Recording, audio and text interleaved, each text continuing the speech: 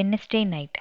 எல்லா நாளுமே அந்த 8 மணிக்கு மேலே கொஞ்சம் நல்லா இருக்கும். குழந்தைங்க கூட டைம் ஸ்பெண்ட் பண்ணிட்டு, வீட்டு வேலைகள் அந்த நேரத்தில் அதிகமாக பண்ணுவேன். ஏன்னா அடுத்த நாளைக்கு தேவையான வேலைகள் எல்லாத்தையும் செஞ்சு முடிப்பேனா.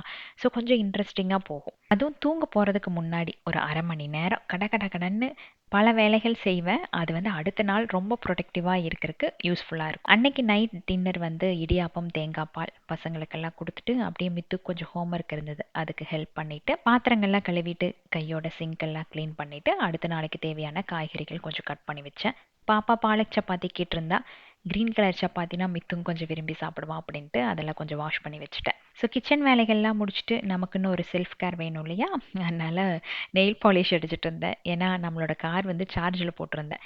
அதை போட்டு வெளியே நிறுத்தணும். அப்படி இல்லைன்னா காலுக்குள்ளே மயிலும் ஃபுல்லாக ஸ்க்ராட்ச் பண்ணி விட்டுறது. அதனால் அந்த டைமில் கொஞ்சம் நெயில் பாலிஷ் எல்லாம் அடிச்சுட்டு காரை தூக்கி வெளியே நிறுத்திட்டு தூங்க போயாச்சு.